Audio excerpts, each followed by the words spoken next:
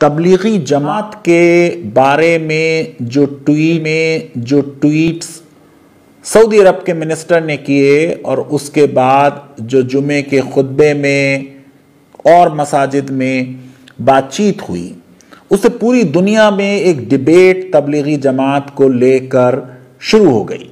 यकीनन जो मिनिस्टर्स का ट्वीट है उससे कुछ कंफ्यूजन हो रहा है कि क्या पाबंदी जो नाइजीरियन ग्रुप है अल अहबाब उस पर सिर्फ लगाई गई है, लेकिन जिस तरीके से जुम्मे के खुतबे हुए हैं उनमें वो क्लैरिटी आ गई कि ये सिर्फ अल अहबाब का मामला नहीं है।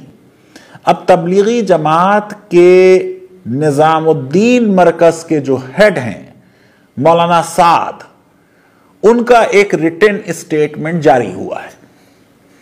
मेरे हिसाब से ये बड़ा डिसअपॉइंटिंग स्टेटमेंट है।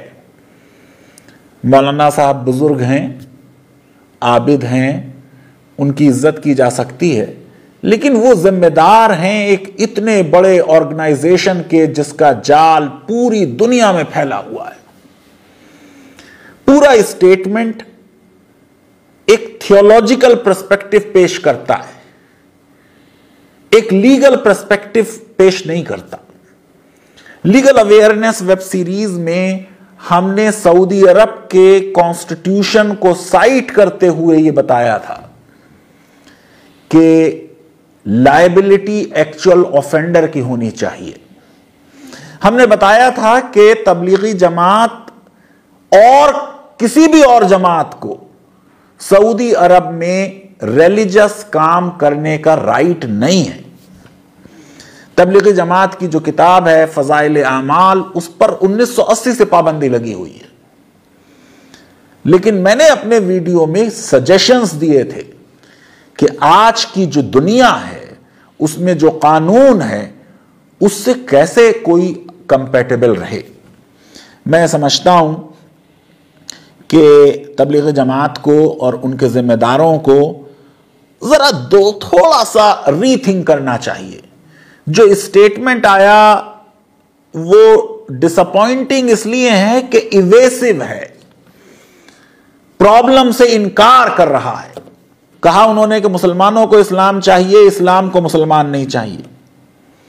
इस्लाम बहुत बादशाह मजहब है, तमाम मुश्किलात खत्म हो जाती हैं, ख्वाब हो जाती हैं, सवालात हमको गाफिल करने के लिए हैं ताकि हम अपना काम ना कर सकें। मुसीबतें आने से दीन का काम नहीं रुकता, बल्कि और लोगों को दीन के काम के बारे में पता चल जाता है। शायद कोविड-19 में जो तबलीगी जमात पे इल्जामात लगे उसकी तरफ इशारा है। फिर वो बात जो मैंने ब्लास्फेमी के लॉ के सिलसिले में लिखी थी, वही बात तबलीगी जमात के हेड मौलाना साद ने लिखी कि पैगंबरों पर भी इल्जाम लगे, उन्हें जादूगर कहा गया, काहिन कहा गया, पागल कहा गया। उन्होंने कहा कि रुकावटें दाई को टेस्ट करने के लिए आती हैं। अल्लाह के रास्ते में ये रुकावटें दाई की सिंसियरिटी को एग्जामिन करने के लिए आती। किसी इल्जाम का कोई जवाब उन्होंने नहीं दिया।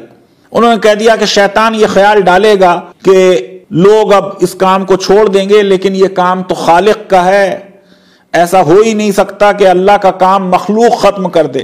किसी इल्जाम का जवाब ना दो, हाल पर नहीं अंजाम पर नजर रखो, इंतहा पर नजर रखो। ये सब बिल्कुल थियोलॉजिकल बातें हैं। ये सारी बातें वो हैं जिनका ताल्लुक दीन से हो सकता है, बिलीफ से हो सकता है। जो आज समस्या है उस समस्या का ये हल नहीं है। कुछ कह रहे हैं कि तबलीगी जमात कोई ऑर्गेनाइजेशन ही नहीं है। अगर नहीं है तो उसे ऑर्गेनाइजेशन आज बनाना पड़ेगा, लिस्ट करना पड़ेगा कि उसके क्या एम्स हैं, क्या ऑब्जेक्ट्स हैं। हर कंट्री में अलग अलग उसको रजिस्टर करना पड़ेगा, उसका ऑर्गेनाइजेशन बनाना पड़ेगा। सिर्फ ये कह देने से कि वो एक ऑर्गेनाइजेशन नहीं है, ये बहुत इवेसिव और गलत आंसर है। एक सेंट्रल कमेटी कोई बनानी होगी जो सब चीजों पे कंट्रोल रखे। मैं तो बहुत कंट्रोल मॉडल के खिलाफ हूं, लेकिन अगर आप इतना फैल चुके हैं कि यही नहीं मालूम कि आपका कौन मेंबर है, कौन मेंबर नहीं है, कोई आतंकवाद को ज्वाइन कर ले आपके यहां से जाकर, उसका इल्जाम आपके ऊपर आए, तो कोई निजाम बनाना पड़ेगा। एक मेंबरशिप रजिस्टर हो, उसमें आप कुछ को पैट्रन बना दें, कुछ को लाइफ मेंबर बना दें, कुछ को एनुअल मेंबर बना दें। मेंबरशिप कैसे खत्म होती है उसकी शराइतें लिखनी होंगी। उसमें साफ तौर से लिखें कि तबलीगी जमात का कोई ताल्लुक किसी आतंकवाद से नहीं है, तबलीगी जमात किसी मुल्क के संविधान और लॉ के विरुद्ध नहीं काम करेगी। यकीनन कि जो लोग इसमें जाते हैं वो अपने ही पैसे खर्च करते हैं, लेकिन फिर भी कुछ फंडिंग का निजाम होगा। जो काम होता है उसमें कुछ ना कुछ निजामुद्दीन मरकज को लोग फंड करते हैं। वो फंड्स कहां से आए?